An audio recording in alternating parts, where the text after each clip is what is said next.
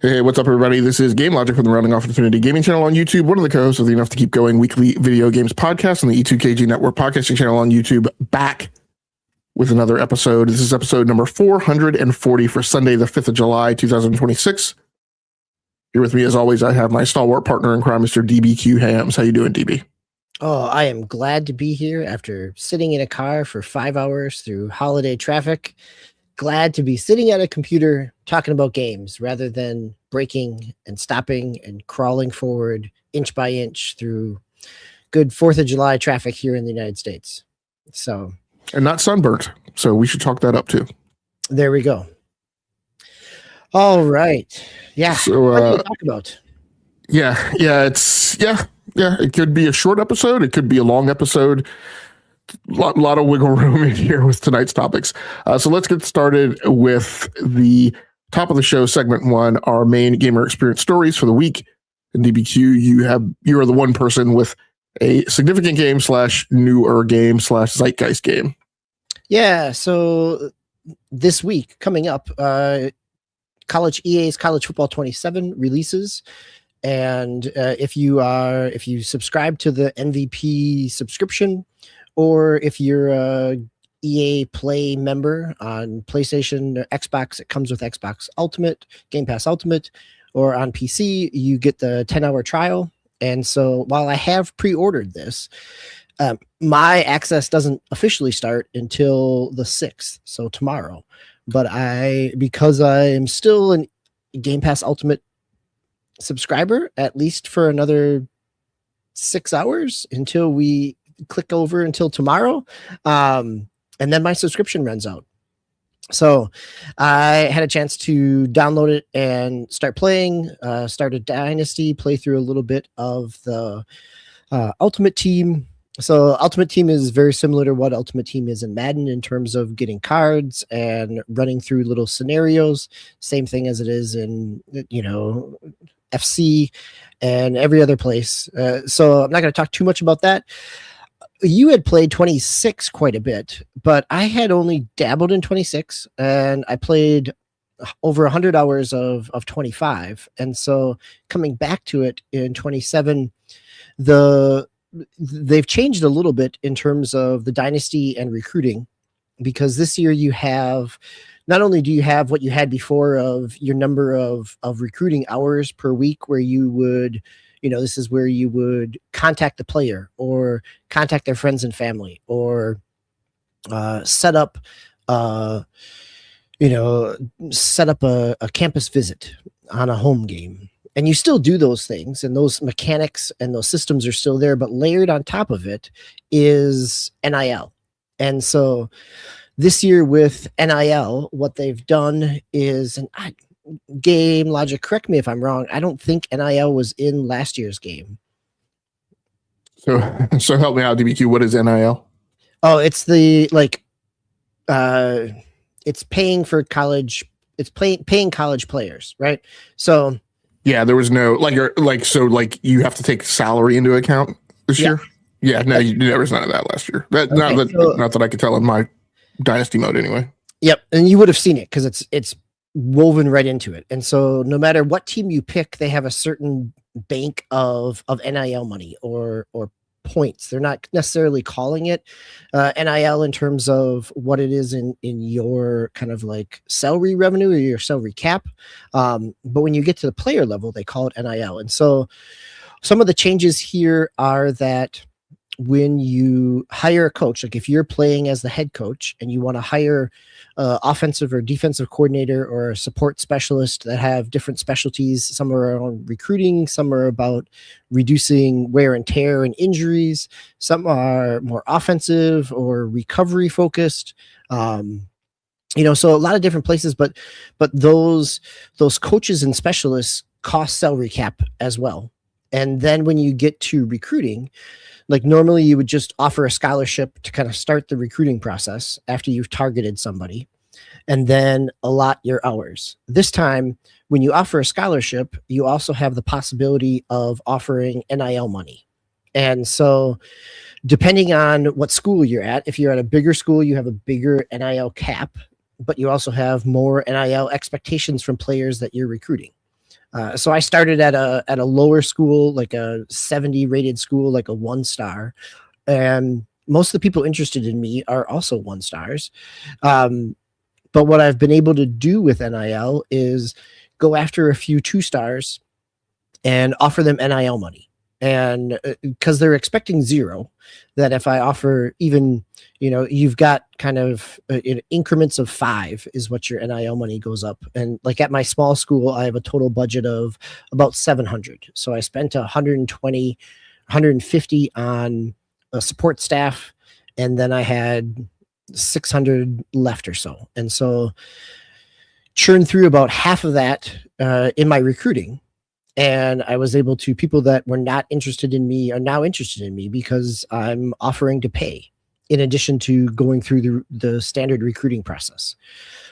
And so that adds in another layer. But one of the things that it does is that salary cap or that NIL budget carries with you year over year. So if you've recruited a player, if you've recruited a class and eaten up 40%, 50% of your NIL budget, when you get to next year's recruiting class, you only have the remainder, you only have 50% left.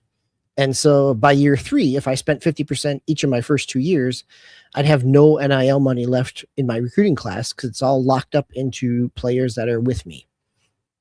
And so one of the things there is to kind of balance that NIL piece. And so I've been playing around with it a little bit, but also watching some videos on it online from content creators in terms of how it impacts. And so, how do the scales balance between spending hours on recruiting and NIL money? And what it seems like in some of the videos I've been watching is that, and it kind of plays out from my own experience, is that the hours themselves inch you up a little bit in their interest, but throwing money at them gives you a more significant jump. And some of the trials that people have done is not offer any hours, not spend any time recruiting, but offer NIL money. And NIL money above what they're interested in jumps there. Like you have a 4-point scale, 4 points green and 4 points red. And if you offer NIL money when they don't want anything, it'll jump up. If you offer what they're asking, it'll give you 2. If you go above what they're asking, it'll go to 4. If you go under what they're asking, it'll go negative. And so you're playing with this. One of the things that, which also makes sense, is one of the things that is built into the system is that if you pull NIL money during the recruiting process, that player is no longer, it's going to drop their interest significantly because you've basically pulled the rug out from them, which, still could be possible because in the existing systems, like once you target somebody, you have the ability to scout them. And sometimes they show up as a bust or not as strong as what their star rating appeared to be, right? And so you may want to pull that money back because somebody that you've scouted, you realize is a bust and isn't worth your NIL money. So you can adjust your scholarship offer that way. So that piece is a new wrinkle here, and it's a great in terms of like a team management, salary cap management. It plays in the same way. Like I enjoy doing a Madden franchise and like a rebuild and trying to figure out how to, deal with the salary cap, but also bring in players that are worthwhile. And so this does that within the, college system. And they did add last year, they added the transfer portal has always been in there over the last 3 years. Last year, it definitely seemed like a lot of people entered the portal. And so it'll be interesting to see if they rebalance that in any different way. And then the on the field game is solid, right? Like it continues to be solid. It was solid last year. It was solid in its first outing. I think some of the things that they've added to it, like you can do shifts at the line. So come up to the line in one formation, and instead of snapping, you do a shift first, and you'll have everybody in your your running backs and your wide receivers and tight ends may shift depending on what the play shift is, and so it allows to kind of disguise a few more things. And I'm also learning that playing with a 1-star team, my receivers, they don't catch much. Like, I can throw them the ball right at their hand, and even if they get tapped a little bit, that ball just bounces right out. So, which I guess makes sense, right? Like, when I'm playing up against a better team, they're going to hit harder on defense.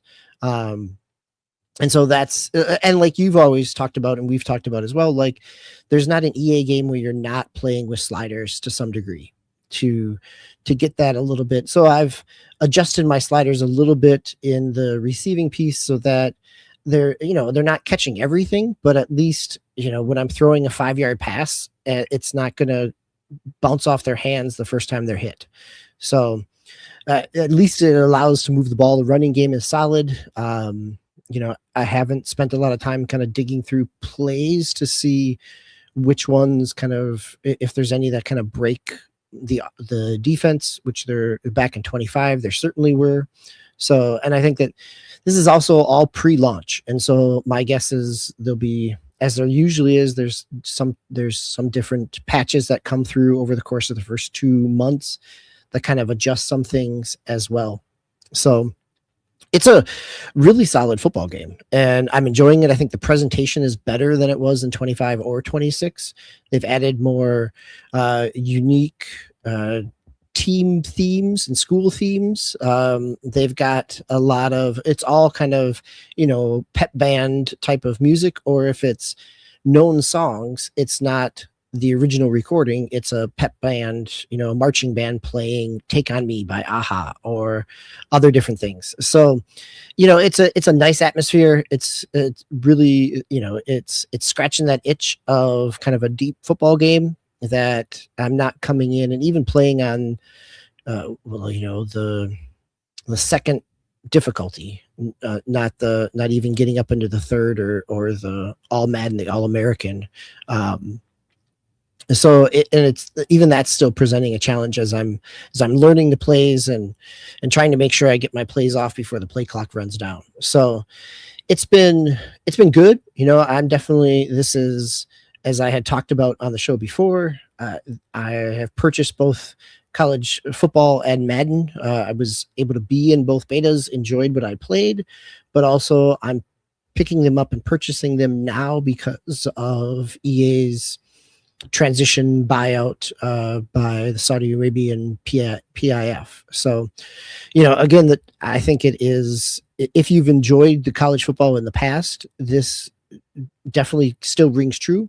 And I think the additional layers of NIL, they seem to have struck a good kind of systems balance so far. One of the things I'm reading online on Reddit, on the sub, is the computer's use of NIL money is not always great, not always consistent.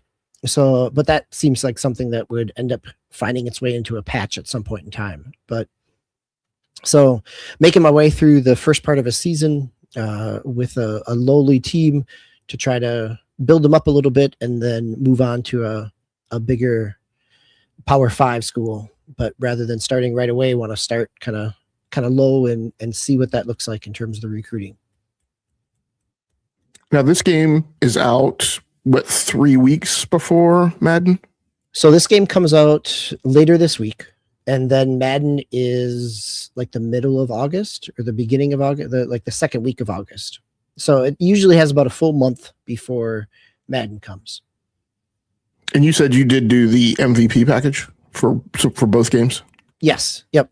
So I get, my official access starts tomorrow on the 6th. I get a bunch of, Ultimate Team stuff with it, which is not really that much of a,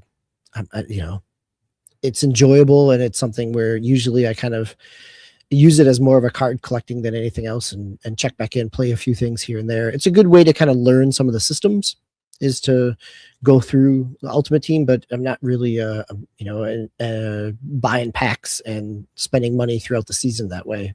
So Yeah, I think it is, even coming out a month beforehand, it does what it's done the last 2 years, is offer a different feel of football than what Madden does. Like you've got a lot faster no huddle offenses, and you've got quarterbacks that run, and you've got more pistol and pitch type of plays. And so, it's still, it is based similarly on Madden's code, but it does not play a 1-for-1. And, there are still things in there that haven't been there from the beginning, of like in Madden, if I'm in the middle of a franchise game and I have to stop because life, I can exit out of that game and come back to it, and it's suspended the game, where college football doesn't do that yet, and still hasn't. So it's still, it was the first to add the wear and tear that Madden matched last year. So it does some different things. So it feels a little unique, and, it plays both faster in some ways because of the no huddle, but also it plays exactly like what a college game should in some ways, is that it's not nearly as precise and as an NFL game would be. And so there's still some rough around the edges, and like I was talking about missing passes, like there are still some of that is definitely in there because of kind of the skill level of players.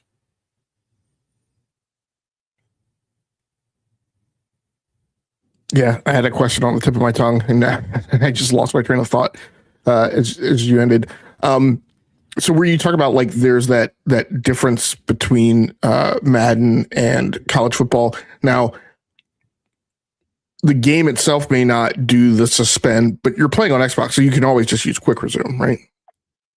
Yes, but even when I do that, it still drops the game out.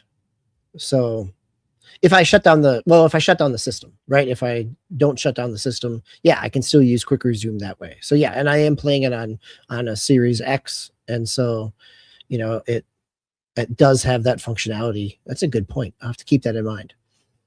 So yeah, I don't. I mean, and even so, to be quite honest, like in the last few recent months, because generally, this whole thing about quick resume, I've never been like, it's never mattered to me, because I'm always like, I'm an adult. I shut my systems down. Like when I get done playing, I quit out of the game. Yep. But to be quite honest, in the last few months, mostly because of sports games, because as you said, you're in a sports game. Sports games take a while. You often get interrupted. You often, have enough time to get in like a half before you have to go do something. So as of late, some of those sports games, I haven't been like quitting out of the game entirely. And as you mentioned, like more and more so today, the variance is that like you can't stop like halfway through and have it save and have it like restart when you come back in. So I, who have historically never used quick resume or anything like it, have been doing these. But to be quite honest, on PlayStation 5, if I put the system in rest mode and don't quit out of the game, when I come back into it, like I just rejoin the game. So quite honestly, this is just a slight tangent. I'm now given to question like, what exactly is quick resume, and like how is it advantageous? Now you could probably do that with multiple games on Xbox, which is the thing. Obviously I wouldn't try that on PlayStation, but I assume if you try it with like multiple games on PlayStation, it wouldn't track. Yeah, that makes sense on PlayStation, because I've definitely done that where I've, I haven't officially closed the game, but gone back to the home menu and put it in rest and come back, and it's still there. Yeah, and I haven't even done that. Like I've like in NBA 2K game, I've just stopped at halftime, not quit out of the game, put the system in rest mode, and I've come back, and it just goes back into the game. Right there. That's nice. Yeah, it is nice to have that functionality. Yeah. But no, again, on college football, that sounds good. So I think I have a sense of your feeling of the passing game this year, which it sounds like is continuing its trend of not being that great from the last year, and being super like ridiculously sensitive when somebody makes contact. Unless you, like you said, let you crank the slider all the way up. What are your feelings about the run game this year in college football and the defensive game? Because my feeling on the defensive game, I think maybe more so with Madden. I have to think harder about what I think about college football. On Madden, I feel like off player, like the person you're not controlling, defense is fine. The player you are controlling, I find that like the money play or the way it really works is if you executing your assignment on the play you've called and it's a stunt, then like that's like, because I pretty much always play like a defensive lineman. I know a lot of people play linebacker or or strong safety or something like that, but I typically line up as a defensive tackle. And most of the time you're just sitting there wrestling like with the front line, but trying to do your swim move or your rip. Yep. Yeah, but when you do a stunt, like pretty much, it's incredibly disruptive when you're controlling the player. But your feelings on the defensive game and your feelings on the run game this year. Yeah, I think the defense feels a little better than it did in 25, which is the most I have to compare to. I usually play an end where sometimes I'll rush and sometimes I'll drop back into coverage for depending on the situation, and sometimes that extra player in coverage can throw off the computer. I think that the one thing that is still exists, and it makes sense kind of within the confines of the game, is that when you're up against stronger teams, like they just have faster players. And so unlike in Madden where you have people who are superstars, but usually the gradation of difference is not 20 points in their overall, right? Like if you've got a star player, you're going to put your star player on them. But in college football, if you're a smaller school or a lower ranked school, your star player may still be 10 points behind the top 10 school that you're facing off of. And so I can still get burned, but the defense feels better. I definitely got burned more, and I thought the zone coverage back in 25 was pretty weak. The zone coverage here feels better. The running game feels solid. I've been able to run the ball, and one of the things there were something like a jet sweep was a little overpowered before, and now it's picked up pretty quickly by the defense, so it's not kind of as much of a go-to play. But running between the hashes definitely feels like you can gain some ground. You're not going to break something totally outside, but grabbing 4 to 5 yards at a pop is very doable with the running game. All right, very cool. Anything else you want to talk about on EA Sports College Football 27? I'll probably check in with it here on the podcast as we go forward, as I get a little further into a season and see what recruiting ends up looking like as I get to the transfer portal. But in terms of, now it's at the stage of playing some games. So. All right. So with that, let's move on to segment 2 and start going through the news rundown for the week. This first news story over on Eurogamer by Sharif Saeed. 2025's Warhammer 40,000 Space Marine remaster that was inexplicably exclusive to PC and Xbox, seemingly on its way to PS5 and Switch 2. Warhammer 40,000 Space Marine Mastercrafted Edition, the remaster of the classic Relic action game, was released in June last year, less than 1 month after its initial unveiling. Curiously, however, the remaster was only announced and released for PC and Xbox Series X and S. The Xbox console exclusivity didn't make much sense then, even though the game launched into Game Pass. Plenty of games launch on the subscription service on day one, but that doesn't prevent them from being released on other platforms. So I don't know that we ever understood the reason behind that. Because Space Marine 2 came out, the remaster of Space Marine 2 came out across platforms. Like it was on PlayStation 5 at launch, along with Xbox and PC. Yeah. Well, you just mean the original launch, right? Not the I don't think that has a remaster yet. Oh, okay. Yes, you are right. Yep. Okay. And that's totally understandable because I was confused. I've actually looked at this news story twice in the last few days. And when I first read it, I thought it was saying Space Marine 2 was coming, and then oh no, it's the original one, the remaster. But at any rate, since Seattle Platforms was part on the game's ESRB rating page, the page has been curiously updated to remove references to PS5 and Switch 2. We're using Internet Archive. So I wonder, this makes it seem like there was some agreement between maybe Xbox.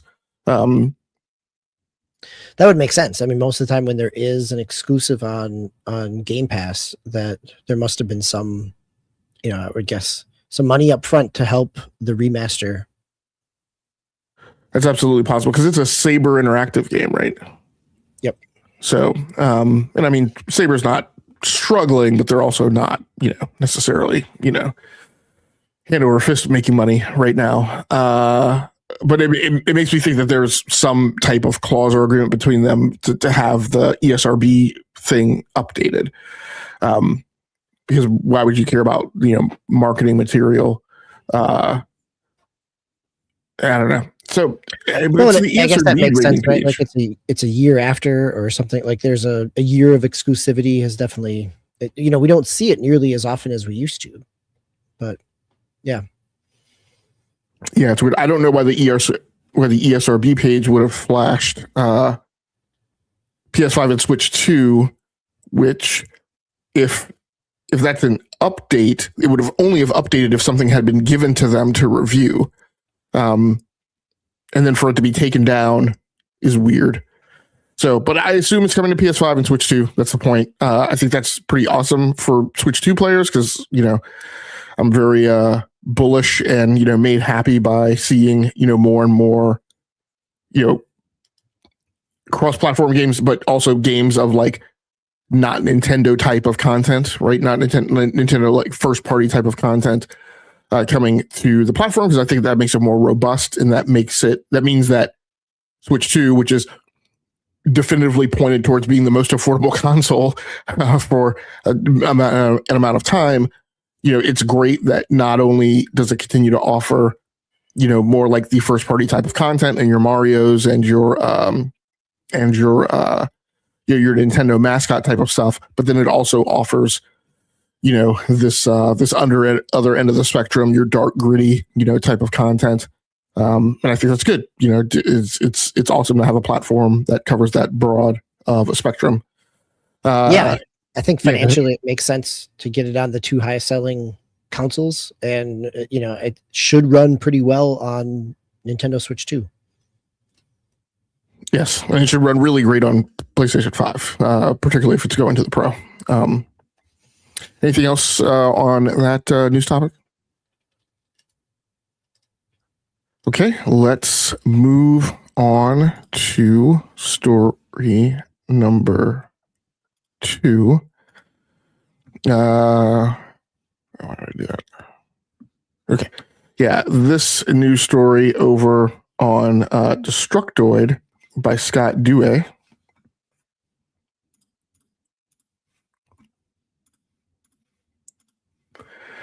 Rockstar to meet with employees looking to unionize in hopes of avoiding potential strike ahead of GTA 6 launch. Grand Theft Auto 6 developers at Rockstar Games, looking to unionize for better working conditions, will meet with representatives of the studio to negotiate, according to a new report. Much of Rockstar's workforce is based in the United Kingdom, including Dundee, Edinburgh, Leeds, Lincoln, and London, and the IWGB Game Workers Union said it represents a significant portion of that workforce looking to unionize. Unionization efforts are aiming to negotiate a collective bargaining agreement pertaining to issues like crunch, flexible working schedules, and pay transparency. My read on this, it pretty much covers it here. It's in an effort to keep the peace ahead of GTA 6's massive launch in November, a Rockstar representative told IGN in its own statement that it will eventually meet with the workers to avoid a potential strike. And that's my read on it. It's an effort to kind of quell the rioters, before its biggest game launches, in an effort to kind of keep the PR scene as pristine as possible. You already have people upset over the game key card in a box thing. And of course, this is the follow-on to the fallout right from last year, which was, the sting operation conducted in the Discord of the employees, busted for sharing proprietary information that was supposedly in violation of the NDA that they had to sign with Rockstar, because based largely on the fact that you had former employees in there who are now not Rockstar employees, therefore continuing to share information that cut across the surface of what was going on with GTA 6, even if it wasn't specifically GTA 6, being shared with non-employees broke their employer NDA.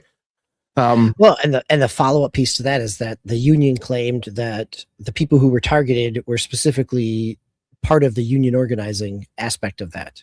And so I think that this is definitely a continuation of those efforts to unionize at those studios.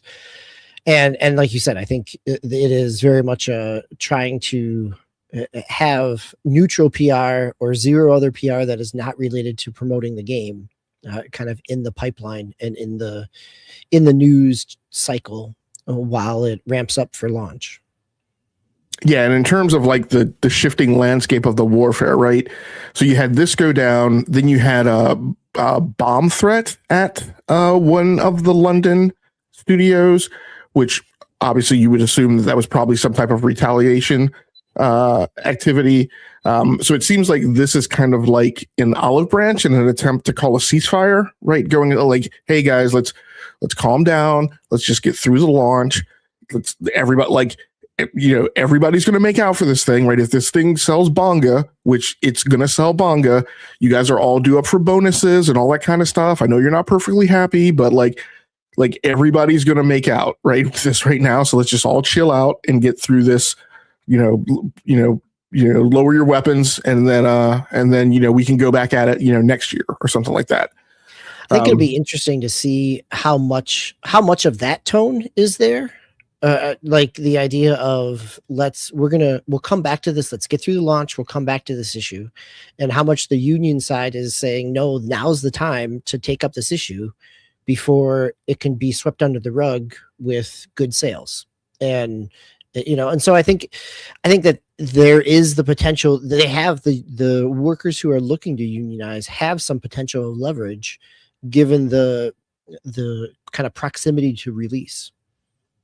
Oh yeah, I think a big part of this is, of all those concessions that I read, those 5 or 6, it will be a matter of which ones do they nail now, right? Like which one is Rockstar going to budge and compromise on? Like it'll probably on the order of magnitude of 2. And then like you said, like, well, let's put a pin in these other 3 things until next year. And so the question is going to be, right, just how much hardball, right, is Rockstar going to play, Rockstar Legal going to play versus what the union's going to play, right? And does it all kind of fall apart? Anything else you want to go over on that news story, DBQ? No, I think that's a good read on it. It'll be interesting to see how this develops. So let's go from one game that's going to be in a code in a box to all games that will be a code in a box from Sony starting in 2028. So earlier this week, we had the announcement from Sony that its games will be digital only starting in 2028. But the way I read that was that it was only Sony first-party games. And now this follow-up story, which is from Video Games Chronicle, from Andy Robinson, cites an internal or a message sent to developers via its private developer portal, which was first reported on by GameFile. And this is basically, it takes that digital only and applies it out to everybody. That no matter, if you're Ubisoft and you're releasing the next Assassin's Creed, you're still doing it digital only on the PlayStation after 2028. And so it is any game published before January 2028 can still have a disc released for it, but anything starting in January 2028 from any game published for the PlayStation will be digital only. And so I think that this, there was already people kind of projecting after this, the earlier announcement this week that the PlayStation 6 is not going to ship at all with a disk drive, and this feels to me only kind of amplifies that logic that if all publishers need to be digital, then it really is, there's, they may not even have a disk drive option, at least initially at launch. It may be something that is added on to allow you to play older generation games, but a PlayStation 6 may be digital only. And I think, we've seen over the course of this week without announcement, I was still holding out hope that that was just PlayStation only and not everybody, for the sake of still having physical media out there. And we've had people from, the Video Game History Foundation talking to the, ESA about what do we do for game preservation? As somebody who, works in a library, and, the library I worked at back in 2007, we started a video game collection with PlayStation 2 and Wii games, and, plenty of things that, like libraries and other places, it was another place where you could try out a game when the resale, when the rental market no longer really exists. And so whether it's, we've seen GameStop say a few things around this, but it'll be interesting to see what this actually means, from kind of a preservation aspect and an angle, as well as, okay, so what happens with, I'm going to assume that Naughty Dog's next game, whatever its space-based one isn't going to come out until the beginning of the PlayStation 6. Like, I find it hard to believe that it's coming out next year. And we know it's not coming out this year. So how do we preserve that game, or what does that look like? And so again, it's not really a surprise from an industry piece, because it's definitely, the writing has been on the wall. I think the number, what PlayStation must be seeing is the number of digital sales versus their physical sales and the cost for physical production. That curve has now switched sides, and it is more economical for digital production than it is for physical production. We already knew that this was something that Xbox was looking at or considering. At least it's been rumored, and it lines up with all the way back in the Don Matrick era with Xbox.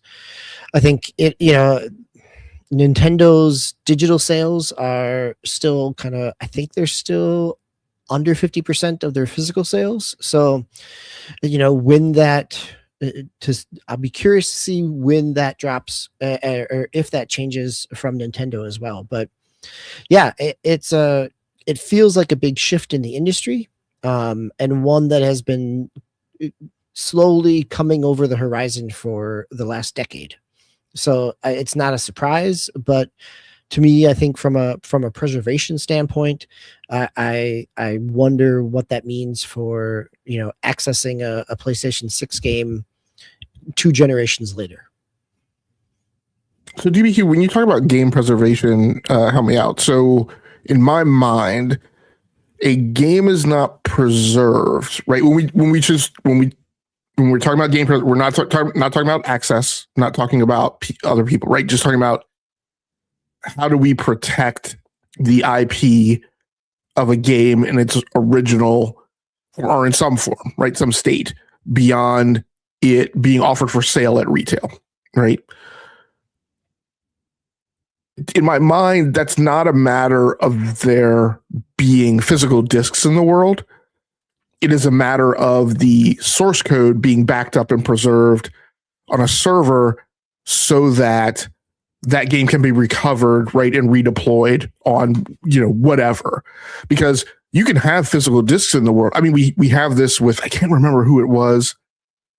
Last year, I think there was a story, and they were like, yeah, we don't, we've lost the source code. Like nobody knows. Like, it was, at some point it was on some computer, and this was a development studio. I'm not sure if it was Blizzard or somebody. I do remember us talking about that, but I can't remember what it was either. So yeah. Yes, I think that related to that is, is what the Video Games History Foundation was talking about this week of kind of petitioning the ESA to make downloading that source code for preservation purposes legal.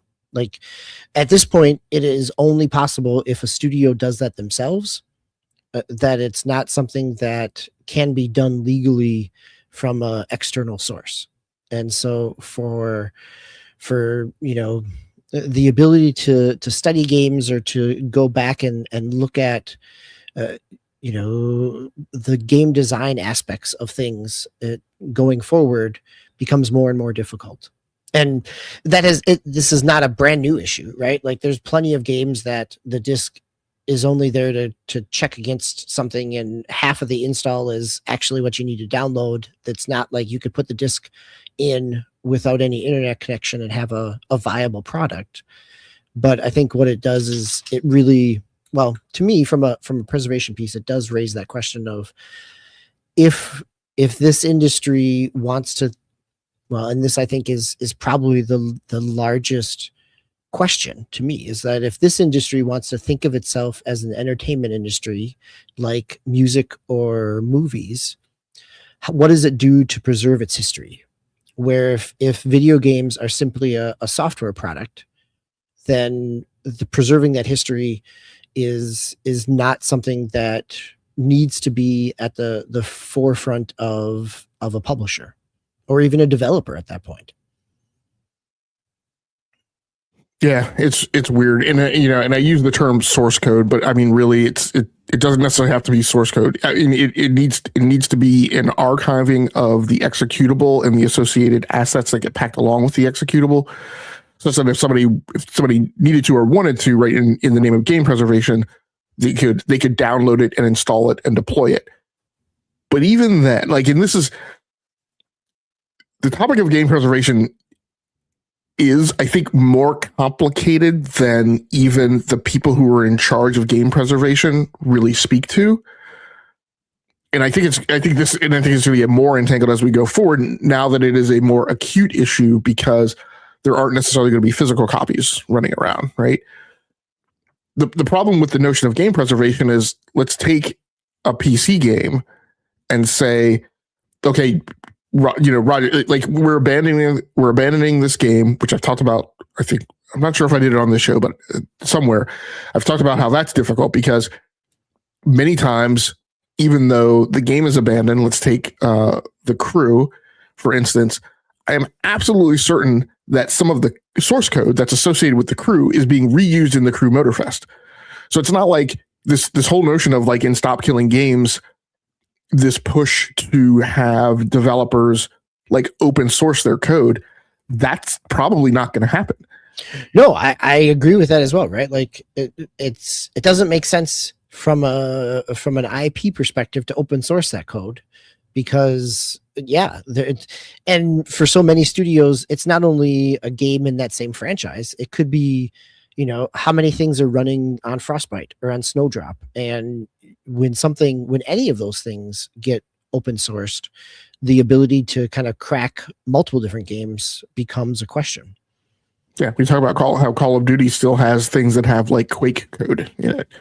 But one of the, like, to go back to that example with the PC game, let's say you preserve the PC game, there's no assurances that the version of Windows that it was made for is going to be available or functional, or that, after, if the game came out and that version of Windows went on and that version of Windows was patched and updated, right, that you're going to be able to, like, run that game without dorking around with it and, hacking registry files and, doing who knows what. So yeah, it becomes a convoluted problem. And then you talk about now, with console games being, in the space too, even if you move to do some type of digital archiving to preserve it, who knows if that game's going to run, right? And that hardware may not be available. That hardware may have been patched. As you said, a lot of these games have telemetry that forces them to phone home. So this has always been my, like, pushback on the belief system of physical games. Like, hey, well, at least if I have the physical game, I'm always going to be able to play it. I'm like, no, like, no, that's not guaranteed. Like you may be able to. There's a 51% chance, and yay, verily, that's better than 47%, right?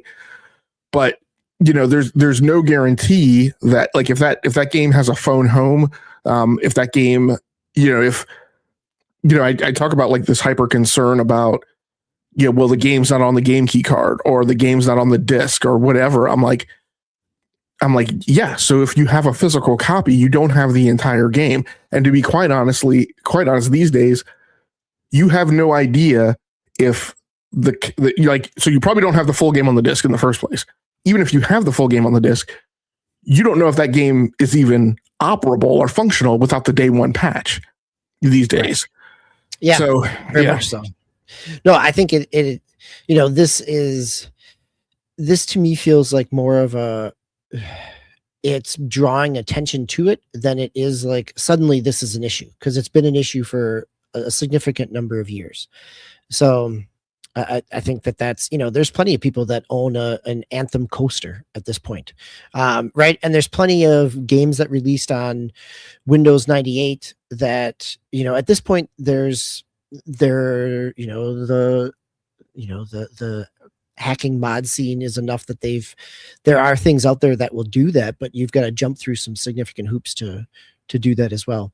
I want to call out Henry Heck's comment. This is why I wasn't super concerned if it was just Sony games, because like you said, it's only like 2 games a year, so it really isn't that big of a deal.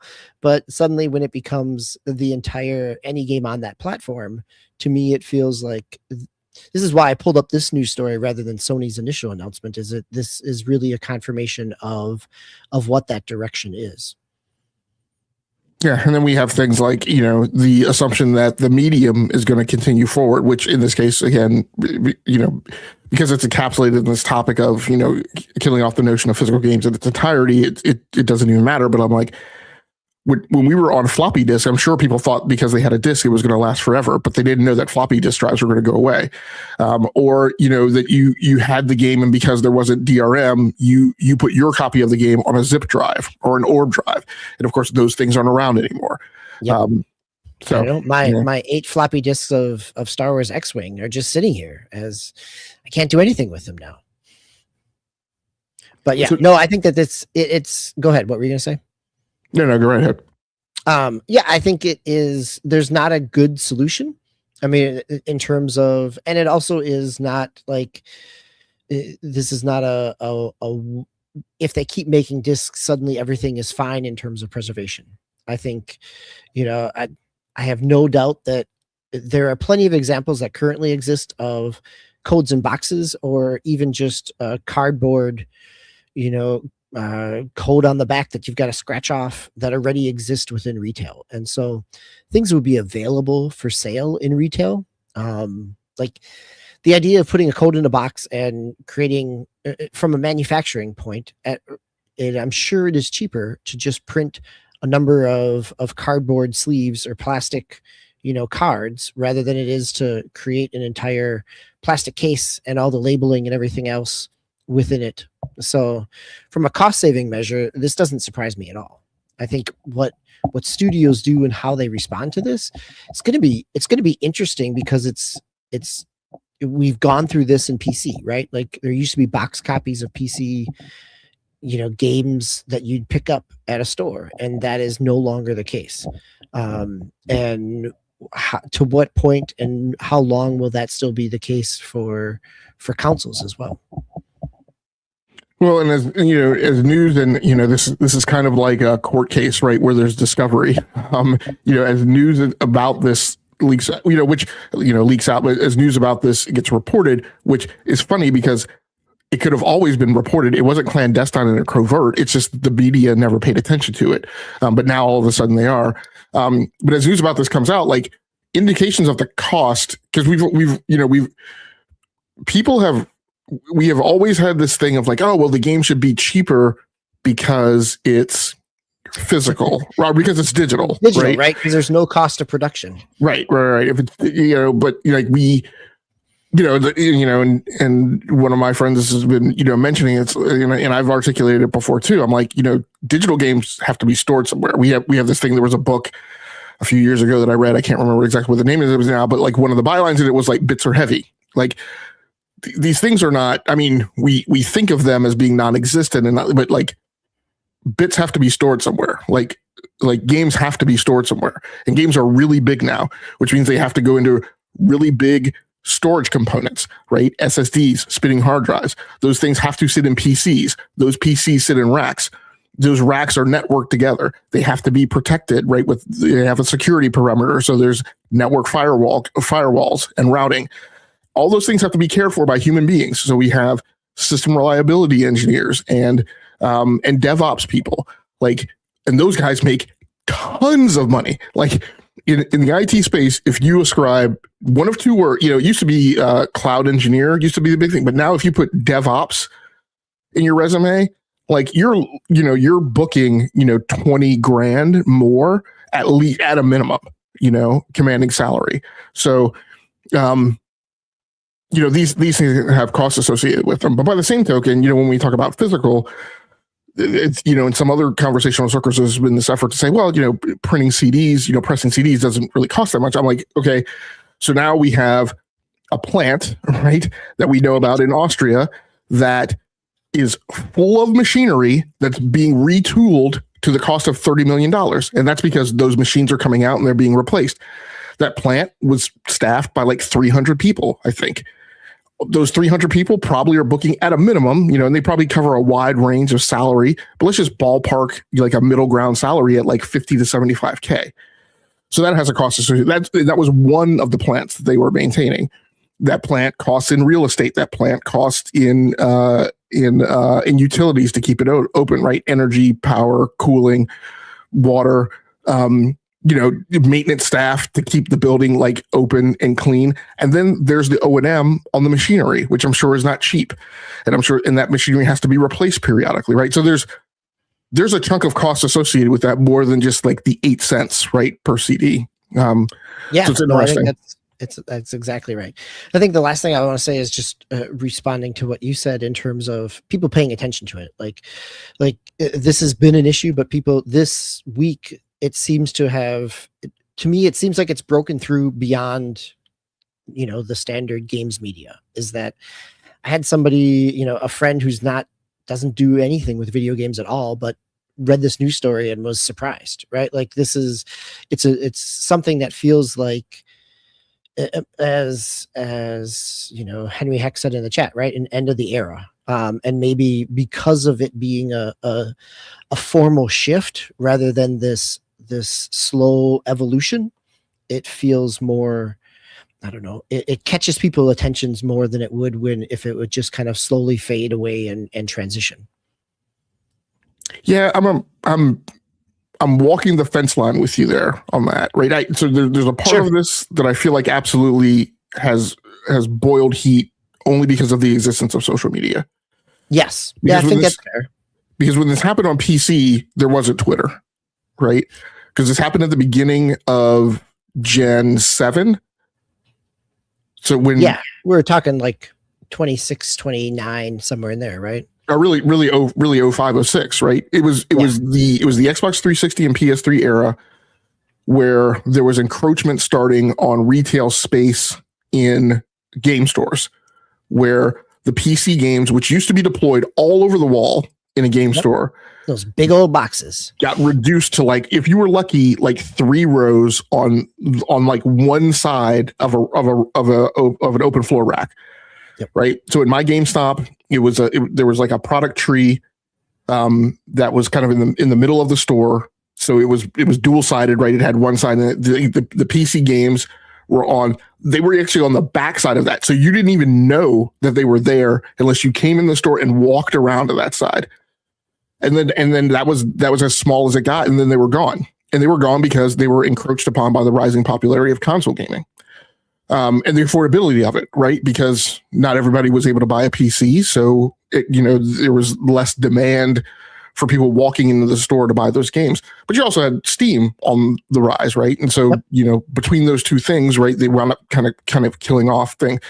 But the big, huge thing that I think has propelled this to catching heat is that in comparison to when it happened on PC, there is no platform owner on PC, right? Microsoft like didn't make games go digital. So there was no donkey to pin the tail on. I think that's a really good point, right? Like on PC, it was just kind of a market conditions kind of factor that eventually faded into the background, where, as Henry Heck is saying, like it gradually tapered off in PC, where here it is, it's mandated and they've planted a flag. And so people have something to point to. Yeah.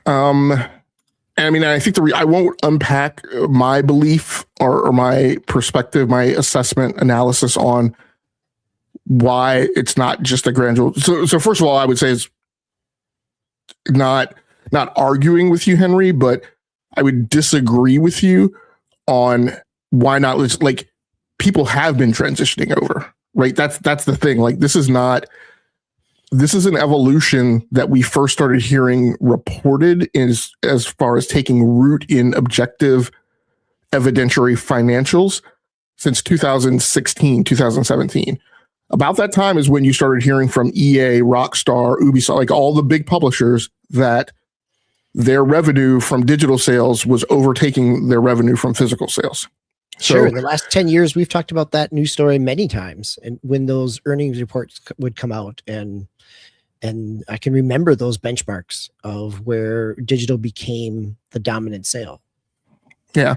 And so, I mean, I have some theories on why they're like as gradual, right? In my mind, right, the gradual transitioning over is there's an inflection point, right, where it's kind of like an eking and creaking transitioning over, and then as it hits the top of the roller coaster, right, it starts moving down at an accelerated pace. And if you don't react, then you're overexpending potentially, right, as that momentum is snowballing. But I think part of the reason is this is, and we've kind of talked about it a lot. And it's kind of funny how I hear content creators and pundits and analysts who have actually talked about probably why this thing is happening, but now are acting like they don't understand why it's happening. Because for the last 6 years, those guys have talked about how there's no growth. The gaming industry is changing. My argument has always been it's always changing. You guys just haven't been around for the 40 plus years, for the 52 years of the gaming industry to pick up on it, right? But there's no growth. The gaming industry is always changing. PlayStation is just selling to the same people over and over again. But I mean, but also even then when I layer in my more realistic perspective, it's like the gaming industry is hard right now. It is incredibly hard to be profitable. And my big thing is, and my cautionary tale that I've been saying for the last few weeks is, we talk a lot and put a lot of emphasis and weight on the notion that Microsoft is only operating at 3% profit margin, right? But PlayStation is only operating at somewhere between 12 and 15% profit margin. So I'm like, yeah, they're running from one perspective, you could say, well, they're 5 times as healthy as Microsoft, right? But the reality is there's not a ton of cushion, right? And look at the environment we're in. RAM prices rising, component prices rising. You have this news story about the BOM of the PlayStation 6 costing so much. I mean, how do you get the BOM down on the PlayStation 6?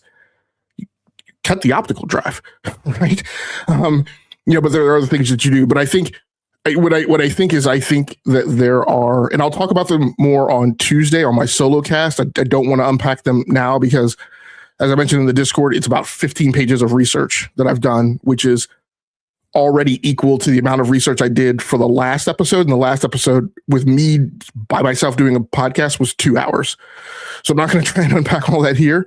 But in addition to AI, which I think people are hyper focused on, there are other things happening in technology, other things happening in the industrial fabric that are starting to move things around. And if you look at Sony financials at the corporate level, you will see differences in how those financials look now than how they have looked for the 15 years that PlayStation was noted as the priority for the Sony corporation. They do not look the same. There are some very key differences. And like I said, I will point those out in the next couple of days. But like a big thing, the big indicator that I will say is,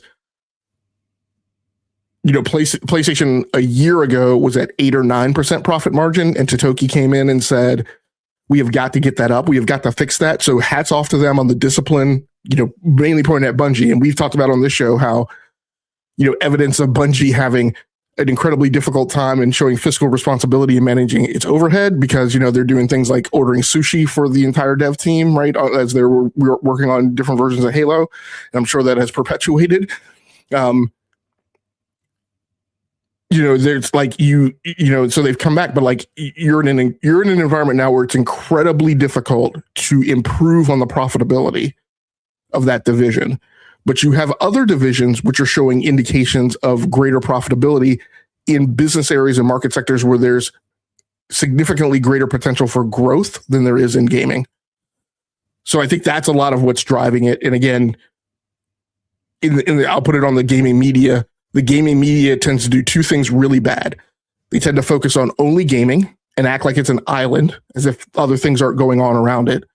And they also act like gaming is not subject to the exact same market dynamics and pressures, right, that every other consumer electronics market is, and like it's somehow different. So they typically tend to do one of the two, and not do the thing which is to look around holistically at the environment and try and take a wider picture and assessment of what's going on. But like I said, I'll talk about that more on Tuesday.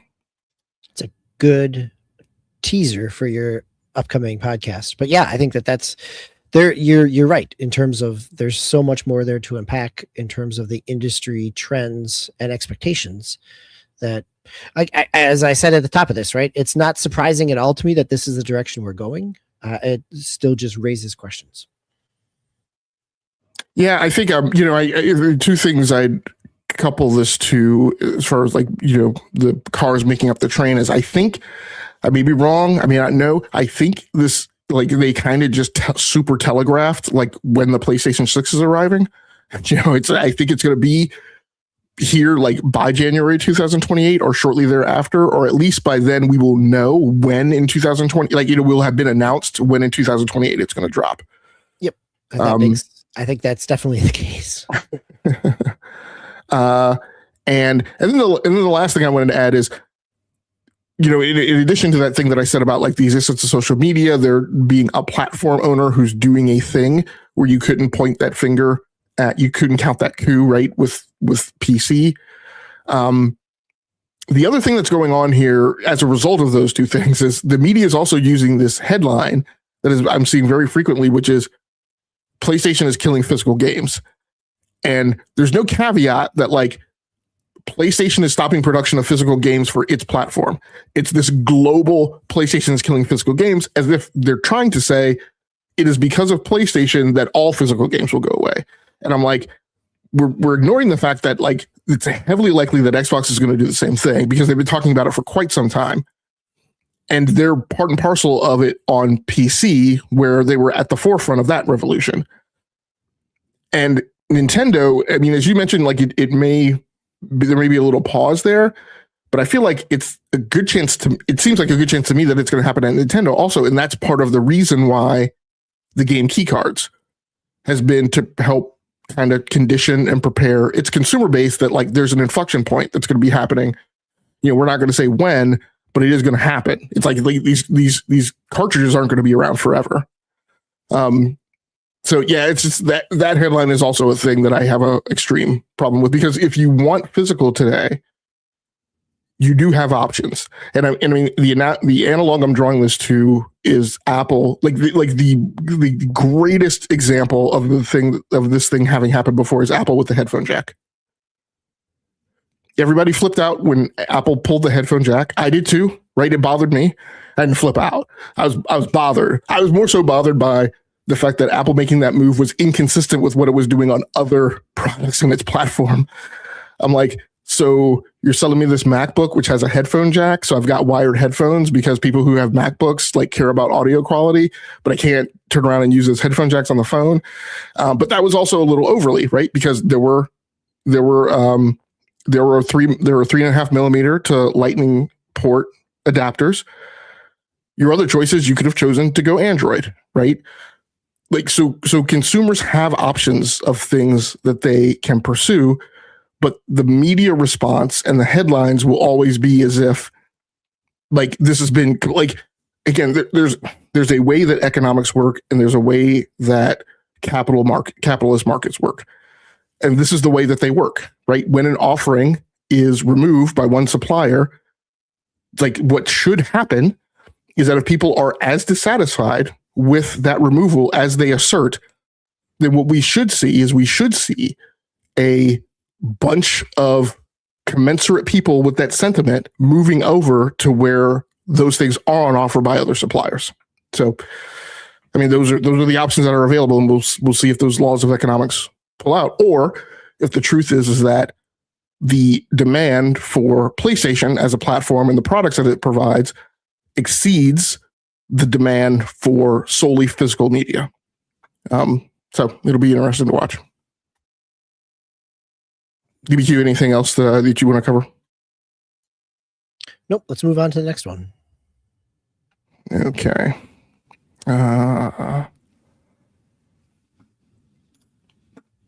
Okay. The last news story is this news story over on.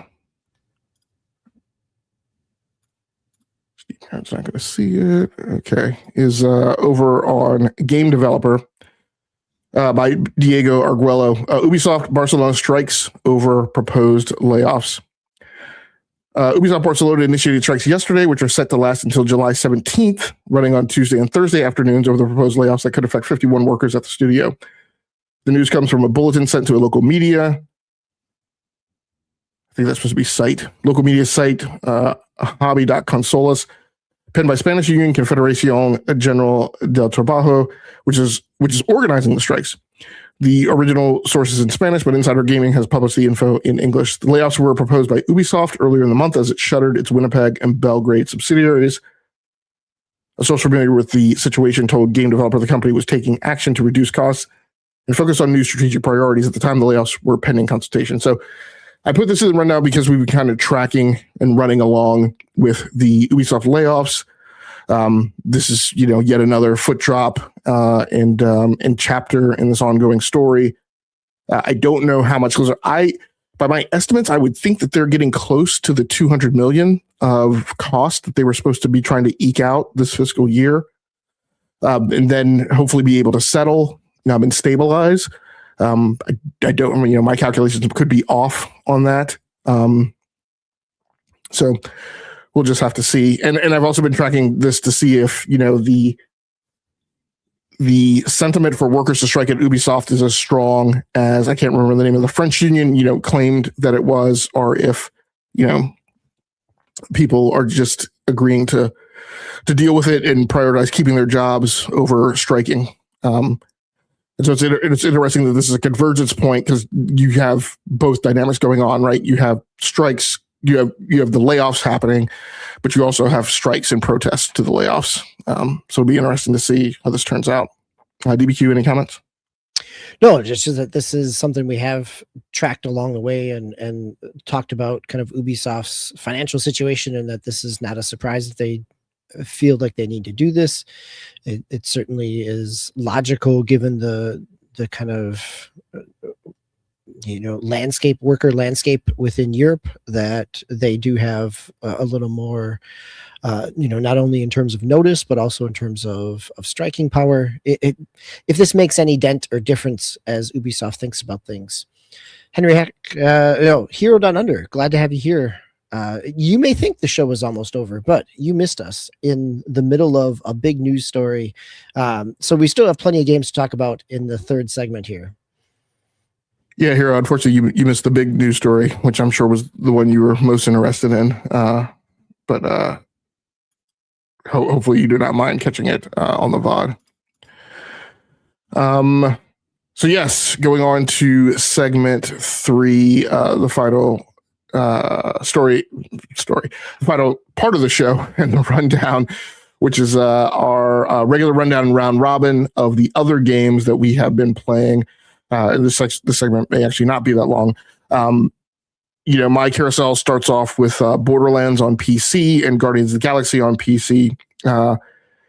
As I mentioned a couple weeks ago, I've been playing Borderlands 4, and because of my unhappiness with Borderlands 4, I decided I was going to go back and play some of the older Borderlands games, despite having put in north of 50 hours on the original Borderlands. I am back at it again, making another run. It's enjoyable. This kind of is interesting because of the things we talked about like, this feeling that games were always going to be present. One of the things that happens on PC with older games is very often at some point the game runs too fast. And so compute power and all sorts of other things just kind of overcome the original source code. And unless, like I said, you go in and really monkey with things, it just like the game's unplayable. And one of those things that gets impacted is mouse DPI. So on Borderlands, I am playing at the lowest setting on my Logitech G902 Hero or whatever mouse, because anything above that, and I mean, I'm playing at the lowest setting without having going like of the baseline. So without me going into the Logitech G Hub and manually setting the DPI, the lowest setting of my mouse is the only thing that allows that game to be playable. And then I pop it up to like level 3 when I'm in the menus.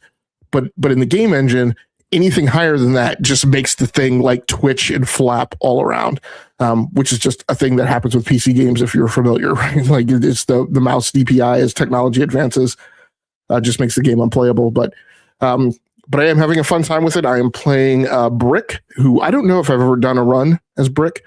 And so he's the melee focused, right? Yeah, I mean, essentially the equivalent of today, what we would call a tank, probably.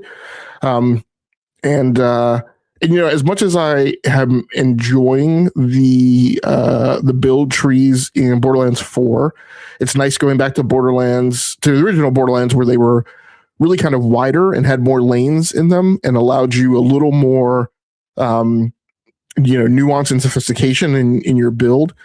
But like I said, I also haven't played a run of Brick. I think I've done my runs have been with, I can't remember, what was the soldier's name? Oh, all I can think about right now is that Kevin Hart played him in the movie. Yeah. I can't remember. But I've done a run with the soldier, and I've done a run with Lilith. So this is the first time that I'm playing through Brick. Maybe I've done a run with Malachi too. I'm not sure. But yeah, having a good time with it. It's always neat going back to. I think the easiest paradigm, or maybe it's just because I probably put the most hours in it, the easiest paradigm to get my head around for sorting weapons and quickly getting to this point where I could look at a weapon and say, that's not worth me picking up and moving on, was with the original Borderlands. It seemed to get more complicated and less transparent as the series went on. And then inventory management just kind of slowed, to an eventual crawl. I feel like Borderlands 4 has picked that up and improved on that a little bit to get it back towards the original. But yeah, quickly being able to like visually recognize like the value of a weapon and say, yeah, that weapon is too, like, its value too low for me to be bothered with it. Still not great about some of the like inventory management in terms of like when you're in like the weapons vending machines.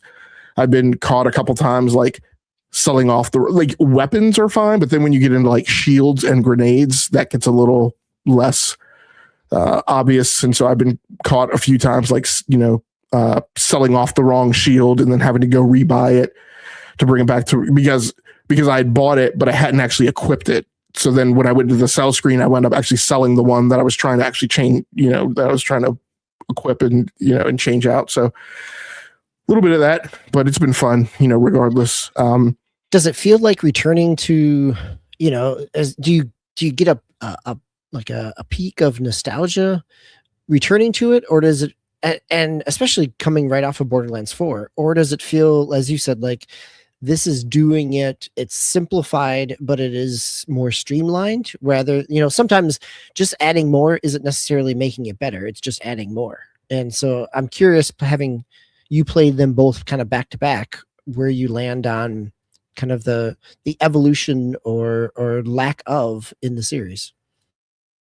Yeah, I definitely feel as the series went on, it got more complicated, right? As the effort increased to kind of weave the narrative into it.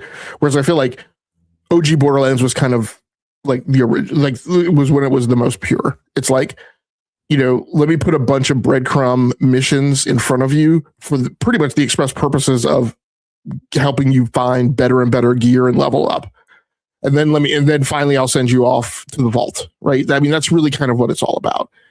And then as the series went on, it kind of got more and more convoluted about like these incremental milestones and being, and being introduced to, these archetypes who like sent you off on different missions and having to constantly run back and bring them stuff. And, like I said, it felt like it, I don't know, lost some of the simplicity as the series went on. Okay, and then the other game that I've been playing is Guardians of the Galaxy. I mean, all I've been doing is I've been in my backlog. I just haven't really been super excited about anything new. That's not a game industry problem. That is just that's a me thing of where I am. I'm kind of in a less of an exploratory mode right now and just kind of wanting to knuckle down on the things that I know that I like. So I went back to Guardians of the Galaxy on PC. I do own that via the Xbox app. It's super enjoyable. One of my regrets of like a game that I didn't spend enough time with. It is remarkable. It's remarkable in how it doesn't suffer from the Square Enix Avengers problem. It's remarkable on how these characters also don't look like the ones in the movies, right? They look weirdly and strangely like 2 steps to the left of them, right? They look like them, but not like them, which is the exact thing of the Avengers, and we call that a problem, right, with the Avengers. But here, for whatever reason, it seems to work. But I will say the voice acting and the behavioral representation of the characters is very, very, very similar. Like when Drax says his lines, I'm like, oh, I could see Batista saying the exact same thing. I could see, Gamora in the movies, like saying the exact same thing. I can see Bradley Cooper saying the exact same thing, right, for Rocket. And so it's remarkably close in that perspective. And I know some people like cited it as a negative that you control Star-Lord, right, is really the one thing, and you give commands and stuff throughout. But like I feel like that works great, and it's very, I hate to say, if anything, it's very easy to swallow game, right? It's very direct, kind of like breadcrumbs you along to the things that you need to do. But it presents some very interesting kind of story vertices as you go along, as you get introduced to like the Nova Corps captain, and then like you're momentarily like, is this my daughter? Is this not my daughter? And then like you get given the dialogue choices, whether to like pull that thread or like just sidestep it and go around it, which is what I did. And then the last thing I'll mention is, and then it's very neat in making it very movie-like in the control scheme for, I can't remember the name of the ship now. I know it starts with an M. But you're piloting the ship, and it's very kind of, I would use the term simplified versus dumbed down. It's very kind of simplified controls, but it's enough that it gives you kind of that cinematic kind of set piece feeling when you're piloting it, in those emergency situations and stuff, without overcomplicating it, right? By, making you really pay attention on like how to fly in space, with a game controller. So I'm having a good time with it. It suffers from a few performance problems in terms of like when it does certain animations and transitions, you get a drop in texture, you get a stutter in frame rate. But like outside of that, the game looks gorgeous. So yeah, I'm glad that I'm taking time to come back to it. I think the game has always looked gorgeous. It looked great in HDR and 4K. I remember us talking about it when it launched, and you really enjoying the writing and the comedy there. Like back in the Superlative show of the year that it came out, it was on your list for comedy. So it's fun to go back to it. Yeah, it's on my list of things. Like, yeah, at some point it'll be long enough that I can go back and not necessarily remember all the beats and enjoy it again. So. All right. My game that you a couple weeks ago were talking about Diablo 4 and Vessel of Hatred and all the kind of respecs in the skill tree. And so that reminded me that I had picked up Path of Exile 2 back in May on PC on sale. Path of Exile 2 is in early access. I think it's $30 at the list price for early access to kind of buy in. Eventually, just like Path of Exile, it will go free once it's launched. But I picked it up for $15 on a sale at some point in May, and kind of forgot about it. And probably in part because I was still playing a whole bunch of Horizon 6 at that point in May. Path of Exile is more action RPG. Path of Exile 2 is it if you thought the skill tree in Diablo 4 was complicated, how about Path of Exile 2? I pulled it up after playing for a little bit as I was leveling up, and there are, it is a galaxy of nodes to potentially unlock and make your way through, and which makes sense. I mean, Path of Exile, the original, was very focused on its end game and it had a long life, and so character builds and those types of things, it wasn't a surprise, but it was definitely a little daunting. I played it on PC. Looks great. I actually think it looks better on my PC than Diablo 4 does, but that's because it's probably it is a newer game than Diablo 4. Also fired it up on the Steam Deck. It runs asterisk. Like, it crashed on me a few times. I had to play around with some settings to get it to run. It's definitely not running at any great frame rate or at any great resolution. I was kind of hoping that over time it would run okay, because action RPGs are a great kind of portable time waster to some degree. But it's not the case that it's not optimized well for Steam Deck. It is kind of in the orange or the yellow kind of, it's not verified. It's in that, like, yeah, it might run as long as you are really willing to squint and jump through a few hoops. So, but it's solid. I mean, it's a solid action RPG. I think the lore is, I never really played Path of Exile 1. So, the lore is interesting. You think you have like 8 characters to start with at this point. I've only tried one character right now, trying to make my way through progress through what is the story that's out there at this point. So Grinding Gear has been adding things since it went in early access last year. Like, it's had a couple of big kind of updates and reworks of its loot system and leveling systems. And so I'm sure it will go through a few more before it launches out of early access, but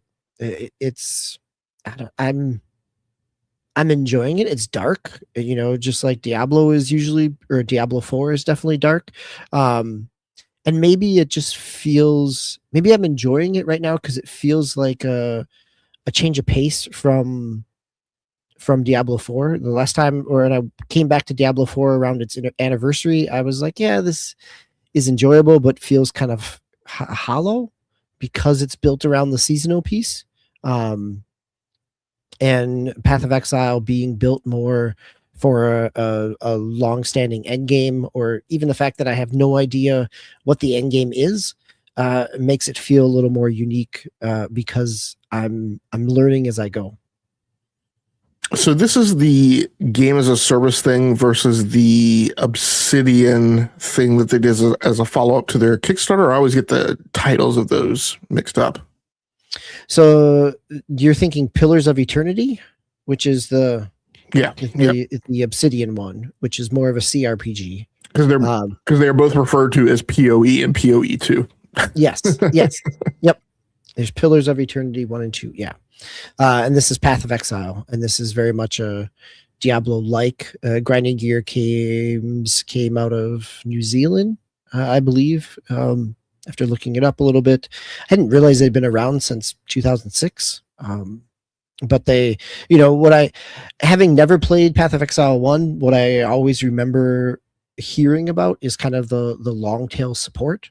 And they're still doing updates to Path of Exile 1, even as they're working on Path of Exile 2. So I don't feel bad about throwing $15 at it to give it a try, but also knowing like if I don't come back to it until another 6 months, it's still going to be there. It's still going to be evolving, and especially since it's still in early access at this point.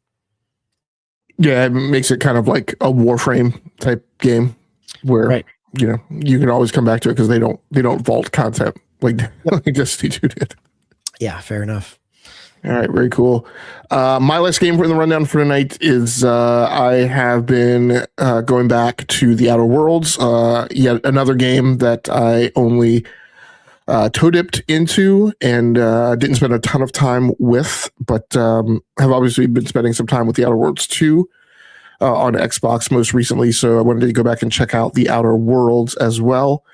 Playing that on the Steam Deck OLED, which doesn't look great, but yeah, it is what it is.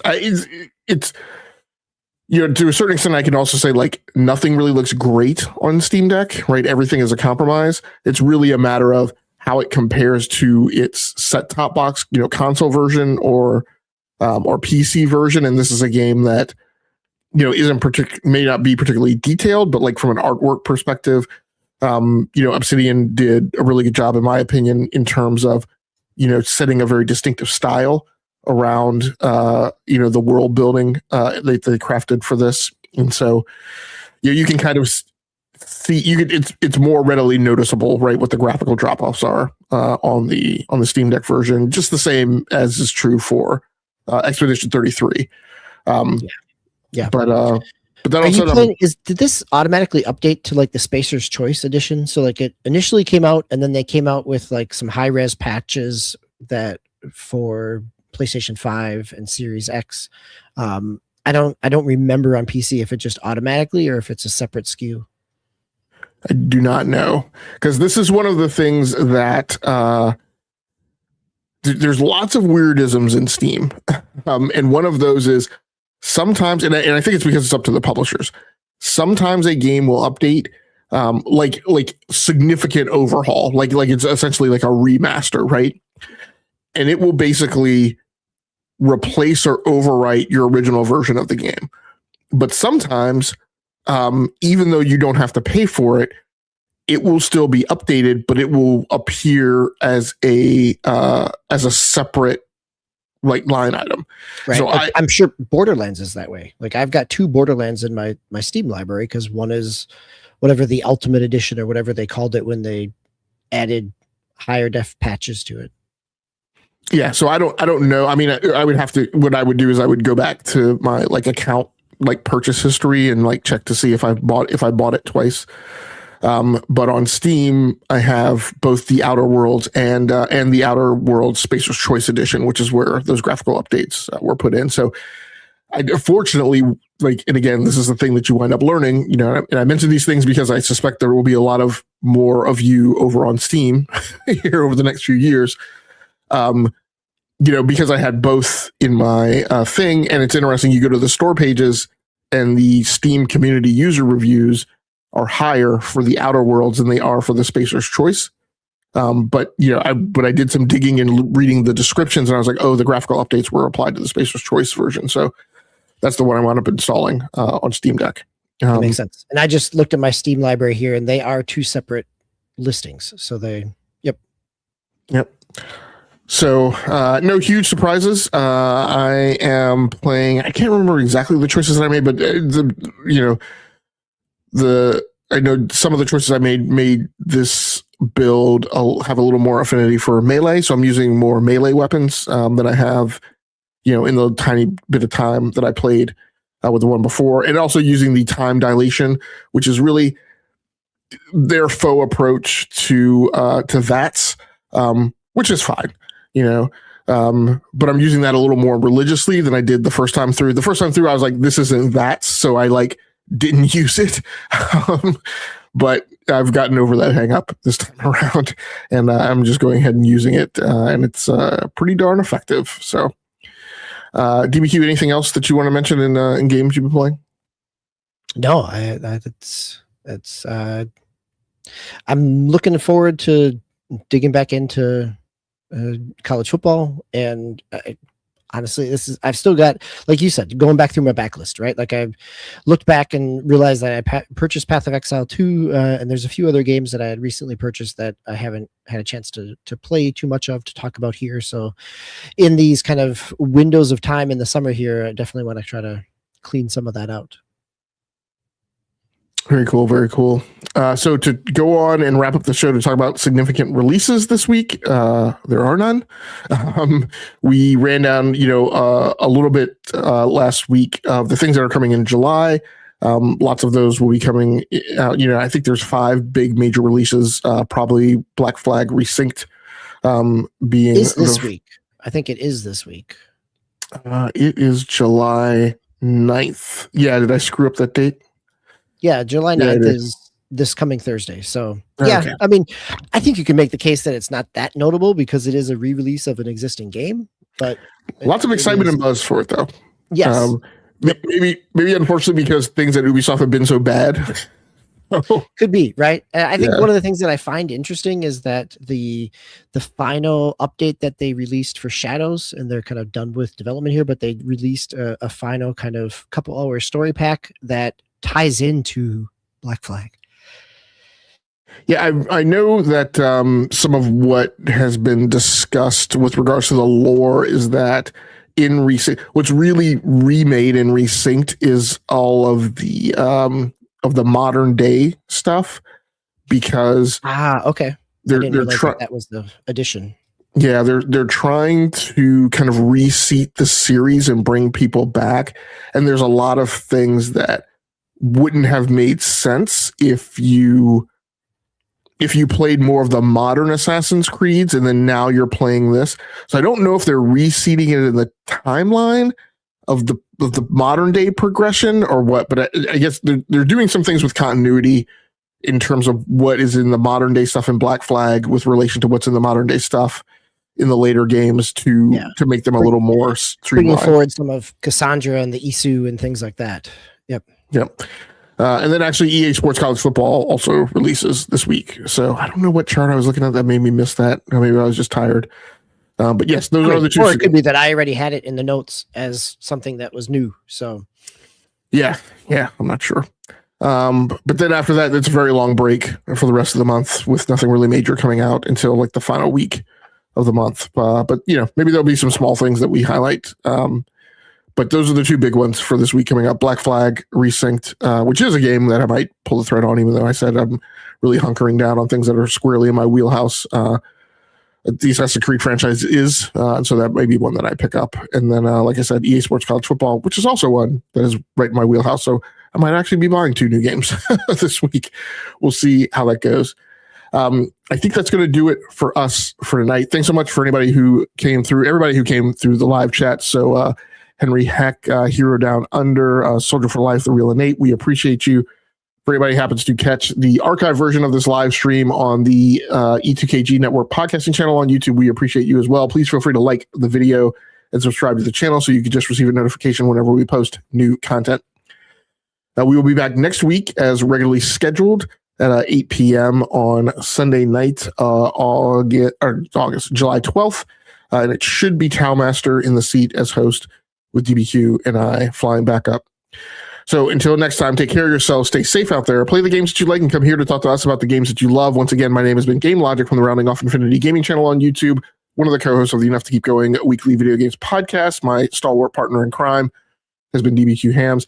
If you want to catch me in my solo cast right now, the plan is to do the next episode of the Games Memo on Tuesday night at 10 p.m. Eastern Daylight Time. We will see how that goes. That's the plan. Keep an eye out on Blue Sky and the front page of the Rounding Off Infinity YouTube channel for any changes in that tune. Thanks again for joining us for tonight. Until next time, good night, good luck, and good gaming. That's going to do it for us. We're out of here.